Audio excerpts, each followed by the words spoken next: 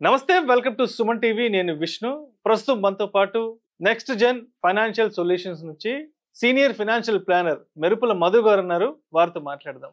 Sir Madhu గారు, నమస్తే sir. నమస్తే విష్ణు గారు. సార్ మధు గారు, ఇప్పుడు మీరు ఒక 13 years నుంచి ఫైనాన్షియల్ మార్కెట్స్ లో ఉన్నారు.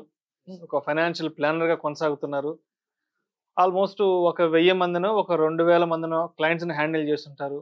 ప్రతిరోజు ఎంతో కొంతమంది వాళ్ళ రిక్వైర్మెంట్స్ గురించి మాట్లాడుతుంటారు, వాళ్ళకి కావాల్సిన సొల్యూషన్స్ ఇస్తుంటారు. కాబట్టి సో ఈ 13 years ఆఫ్ ఎక్స్పీరియన్స్ లో మీరు ఎక్కువగా అంటే ఈక్విటీ మార్కెట్స్ విషయానికి వస్తే ఎక్కువగా ప్రతి ఒక్కరూ చేస్తున్న బ్లండర్ మిస్టేక్స్ ఏంటి అసలు? అండ్ ఈ మిస్టేక్స్ మనం ఎలా అవాయిడ్ చేసుకోగలిగితే ఈక్విటీ మార్కెట్స్ లో మనం బాగా రాణించగలం అంటారు?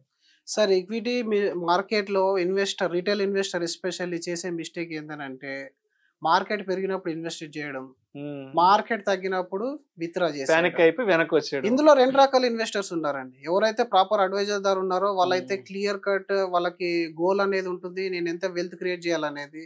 కానీ ఎవరైతే డైరెక్ట్ ఇన్వెస్టర్స్ ఉంటారో లేదైతే ఎవరైతే యూట్యూబర్లో ఇన్ఫ్లుయెన్సర్ ద్వారా ఇన్ఫ్లుయెన్స్ అయిపోయి లేదా లాస్ట్ రిటర్న్స్ చూసి, ఇప్పుడు ఆఫ్టర్ కోవిడ్ మీరు చూడండి 25-30% రిటర్న్ చూసి ఇన్వెస్ట్మెంట్ చేసి వస్తారు, వాళ్ళకి డైరెక్షన్ అనేది ఉండదు. ఇప్పుడు కోవిడ్ టైంలో కూడా మన అందరికి తెలుసు కదా, మార్కెట్ అనేది ఇండియా గ్రోత్ స్టోరీ అనేది ఎప్పటి నుంచి మాట్లాడుతుంది, అమృతకాలం అని ఇండియా గవర్నమెంట్ అనేది ఎప్పటి నుంచో చూస్తా ఉన్నాం. అంటే ఇండియా గ్రో అవుతుందని తెలిసి కూడా కోవిడ్ టైంలో ఇంకా ప్రపంచం అంతా కంప్లీట్ గా క్లోజ్ అయిపోతుంది అనే ఉద్దేశంలో ప్రతి ఒక్కరు కూడా విత్డ్రావల్ చేశారు. కొంతమంది అసలు ఇన్వెస్ట్మెంట్ చేయలేదు, కొంత చేసిన వాళ్ళు విత్డ్రా చేసేసారు. కానీ కోవిడ్ తర్వాత రిటర్న్ ఏమైంది? దానికన్నా ముందు 2008 మార్కెట్ లో కూడా సేమ్ సిచ్యువేషన్ అయింది. అంతకుముందు ఎన్నో సిచ్యువేషన్ ఉన్నాయి, మీరు స్క్రీన్ పైన మీరు చూడొచ్చు. ప్రతి కరెక్షన్ లో కూడా మార్కెట్ యొక్క కరెక్షన్ లో గ్రోత్ అనేది జనరేట్ అవుతుంది, ఆపర్చునిటీ దొరుకుతుంది. మనకు అమెజాన్, ఫ్లిప్కార్ట్ లో ఏ విధంగా అయితే 20% డిస్కౌంట్ ఉంటుందో, మీరు డిస్కౌంట్ ఎగ్జిట్ అయిపోయి హయ్యర్ రేట్ లో కొంటున్నారు. కరెక్ట్ కదా? మీరు డిస్కౌంట్ ఉన్నప్పుడు, ఇప్పుడు నేను ఒక పోర్ట్ఫోలియో టార్గెట్ పెట్టుకున్నప్పుడు అది లాంగ్ టర్మ్ అయినప్పుడు టెంపరీగా, నేను ఒకటే చెప్తున్నాను, టెంపరీగా సెంటిమెంట్స్ లీడ్ చేస్తాయి మార్కెట్ ని. లాంగ్ టర్మ్ లో మాత్రం కార్పొరేట్ ఎర్నింగ్స్ మాత్రమే గ్రో చేస్తాయి. మరి అలాంటి టైంలో రిటైల్ ఇన్వెస్టర్ ఏం చేయాలి?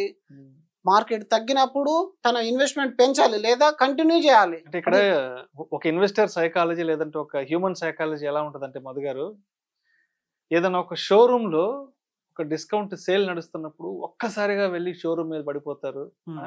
అక్కడ షోరూమ్ లో అసలు ఒక తొక్కిసలాట క్రియేట్ అయ్యేంత సిచ్యువేషన్ తీసుకొచ్చేస్తారు ఒక షోరూమ్ లో.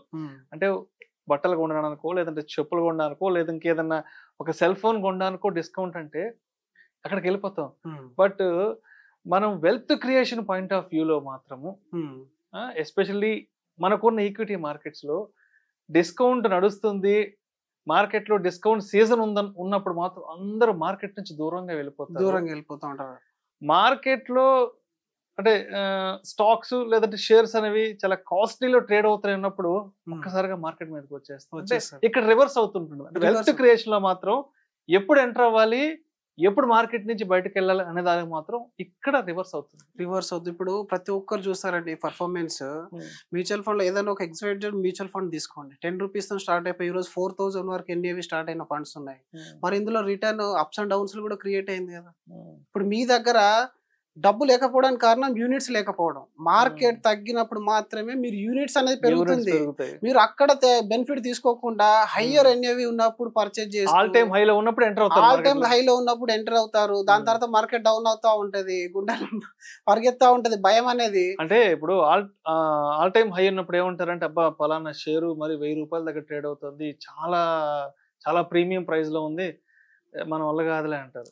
అదొకటి. అది ఆల్ టైమ్ హైలో ఉన్నప్పుడు అదే ఆ షేరు బాగా డిస్కౌంట్ లో ఆ 1000 రూపాయల షేరు ఒక 500కు ఒక 600కు ఆల్మోస్ట్ ఒక 50%-40% పడిపోయినప్పుడు అప్పుడు తీసుకోరు. యాక్చువల్ గా మ్యూచువల్ ఫండ్ లో ఏంటంటే మనం ఫైనాన్షియల్ జర్నీ అనేది లాంగ్ టర్మ్ జర్నీస్.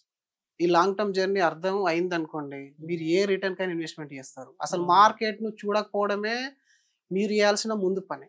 మీరు ఎలాంటి ట్రేడింగ్ పై నాలెడ్జ్ అవసరం లేదు. ఇప్పుడు చాలా మంది ఫైనాన్షియల్ ఇన్ఫ్లుయెన్సర్ కానీ ఫైనాన్షియల్ అడ్వైజర్ కూడా కొంతమంది చెప్తున్నారు ట్రేడింగ్ నేర్చుకోండి అని. నేనైతే అవసరం లేదని చెప్తాను. మ్యూచువల్ ఫండ్ లో మీరు చేయాల్సింది మ్యూచువల్ ఫండ్ గురించి నేర్చుకోవడం మాత్రమే. నా పోర్ట్ఫోలియో నా ఇండివిజువల్ ఫ్యామిలీకి కావాల్సిన రిక్వైర్మెంట్ ఏందనేది తెలుసుకోవాలి. లాంగ్ టర్మ్ లో నేను ఎంత ఇన్వెస్ట్మెంట్ చేస్తే ఎంత కాలానికి అది రీచ్ అవుతాను అనేది అడ్వైజర్ తో కూర్చొని అర్థం చేసుకోవాలి. ఇప్పుడు మనం మంచి స్కూల్ చూస్తున్నాం, దేనికోసం సార్? ఇప్పుడు మనకు 5 టేబుల్ తెలుసు కదా, మన పిల్లలకు నేర్పగలుగుతాం మనం? ఎవరో నేర్పగలుగుతారా? ఏ ఒక్కరికి నేర్పలేదు. అసలు మీ మాట వింటాడా అని ఒక ఎక్స్పర్ట్. మీరు చూడండి, మన పిల్లలు ఫస్ట్ క్లాస్ సెకండ్ క్లాస్ ఉన్నప్పుడు మన దగ్గరకు వచ్చి కొన్ని టేబుల్ చెప్తుంటే ఎంత ఆనందం వేస్తుంది అది. ఇప్పుడు ఇంతే కాదండి. మీరు ఎప్పుడైనా జైపూర్ వెళ్ళారా? జైపూర్ కానీ మీరు తాజ్ మహల్ కానీ వెళ్తే ప్రతి ఒక్కరు అక్కడ టూర్ గైడ్స్ ఉంటారు. 100-200 రూపీస్ తీసుకొని చాలా ఇన్ఫర్మేషన్ ఇస్తారు. కానీ మన వాళ్ళు ఏం చేస్తారు తెలుసా? వీడికి ఏంది మనం 200 ఇచ్చేది మనకు తెలియదా అని చెప్పి సెల్ఫీ దిగి వస్తారు. సెల్ఫీ దిగి వస్తే మీకేమవుతుంది? మహా అయితే మీకు ఒక ఇన్స్టాగ్రామ్ లో ఫోటో అప్లోడ్ చేయగలుగుతారు. కానీ మీరు ఒక టూర్ గైడ్ పెట్టుకుంటే తను ఒక ఇంచు ఉన్న ప్రతి పార్ట్ ని మీరు ఎక్స్ప్లెయిన్ విశేషాలని, ఆ చరిత్రను మొత్తం మన కళ్ళ ముందుకు తీసుకొస్తారు. అప్పుడు మీరు దాన్ని చూసిన ఆనందం కంటే చరిత్ర తెలుసుకున్న ఆనందం మీకు ఎక్కువ. అది ఇంకో 10 మందికి చెప్తాం, 10 మందికి చెప్తారు, షేర్ చేసుకుంటాం కదా. మరి ఇది కూడా మరి మ్యూచువల్ ఫండ్ లో ఫైనాన్షియల్ ప్లానింగ్ లో కూడా ఈ టూల్ ని మనం అప్లై చేసుకోవాలి. ఈ రూల్ మీరు అప్లై చేసుకుంటే మీరు దానిలో నిజమైన ఆనందం పొందగలుగుతారు. లాంగ్ టర్మ్ అనేది క్లియర్ గా మనకు తెలుసు. మ్యూచువల్ ఫండ్ అనేది సెన్సెక్స్ అనేది పైకి వెళ్తుంది అనేది. ఈ రోజు చూడండి సార్, మార్కెట్ డౌన్ అయిందని చెప్పేసి అందరు అనుకుంటున్నారు. PE ratio below Covid time వచ్చింది. ఇప్పుడు కొనాలి, కానీ ప్రతి ఒక్కరు ప్యానిక్ అయిపోతున్నారు. అంటే అందులో 2 రకాల ప్రాబ్లమ్స్ ఉంటాయి సార్. ఎవరైతే అవేర్నెస్ లేకుండా వచ్చిన వారు ఉంటారో, డైరెక్ట్ ఇన్వెస్టర్ ఉంటారో, వాళ్ళకి డెఫినెట్ గా ప్యానిక్ ఉంటుంది. స్క్రీన్ పైన మీకు ఒక 2-3 ఫండ్స్ చూపెడతాను. మీరు చూడండి, 1 year లో 10,000 SIP కాస్త 1,20,000 SIP ఫస్ట్ ఇయర్ లో -30% రిటర్న్ ఇచ్చింది. కొంచెం భయం పడుతుంది. సెకండ్ ఇయర్ వెయిట్ చేశారనుకోండి, మళ్ళీ మైనస్ లోకి వెళ్ళిపోయింది. థర్డ్ ఇయర్ చూడండి, మళ్ళీ మైనస్ లో. ఈసారి ఎవరైనా ఉంటారండి? ఎవ్వరు ఉండరు. నిజానికి మనం చెప్పింది 6-7 years మ్యూచువల్ ఫండ్ గుడ్ అని, కానీ 3 years మైనస్ చూడగానే వెళ్ళిపోతారు. కానీ 4th year చూడండి ఒకసారి రిటర్న్. 4th year లో అమౌంట్ 23% CAGR రిటర్న్ జనరేట్ చేసింది. 4 lakhs బికమ్ 7 lakhs అయింది.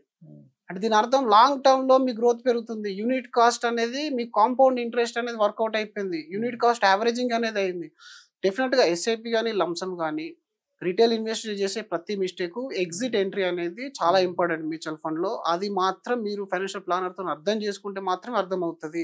2500 స్కీమ్ లో మీరు స్కీమ్ సెలెక్షన్ చేసినా, మీరు ఇంకా మీ రకరకాల టెక్నిక్స్ యూజ్ చేసి ఏది చేసినా కూడా ప్యానిక్ సిచ్యువేషన్ లో మీకు హెల్ప్ చేసేది ప్రాపర్ ఎక్స్పర్ట్ మాత్రమే మీకు ఎక్స్ప్లెయిన్ చేయగలుగుతాడు.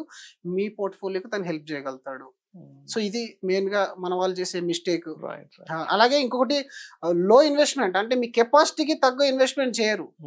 మీ కెపాసిటీ ఇప్పుడు 100 రూపీస్ అయితే 2 రూపీస్ ఇన్వెస్ట్మెంట్ చేయొద్దు. మీరు ఎప్పుడు కూడా 100కి 30% 40% అయినా మీరు ఇన్వెస్ట్మెంట్ చేస్తే మీ గోల్ రీచ్ అవుతారు. ఇప్పుడు 2,000 రూపీస్ SIP చేసి 30 years చేసినా వేస్టే కదా సార్. అది మనం చూసుకోవాల్సింది.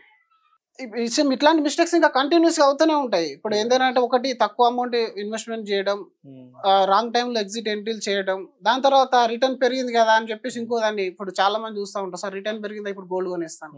ఎందుకు సార్ అంటే, గోల్డ్ ఇప్పుడు చాలా పెరుగుతుంది అని చెప్తాడు. అంటే గోల్డ్ ఎందుకు పెరుగుతుంది? గోల్డ్ లో రిటర్న్ ఎంత? 6-7-8% కదా. ఇక్కడ 14-15%, 16% ఇచ్చేదాన్ని వదులుకొని, ఆల్రెడీ ప్రూవ్డ్ రిటర్న్ వదులుకొని మళ్ళీ ఎక్కడికో వెళ్ళిపోతున్నాడు. అది సార్, ఈ మిస్టేక్ చేస్తూ ఉంటారు ఇన్వెస్టర్స్.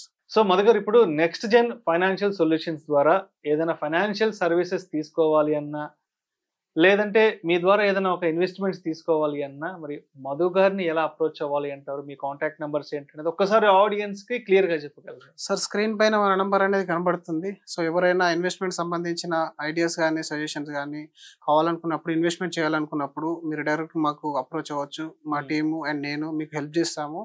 అండ్ ఇది లాంగ్ టర్మ్ విజన్ లో మీకు కావాల్సిన ఇండివిజువల్ పర్సన్ టు పర్సన్ అనేది ఫైనాన్షియల్ ప్లానింగ్ అనేది చేస్తాము.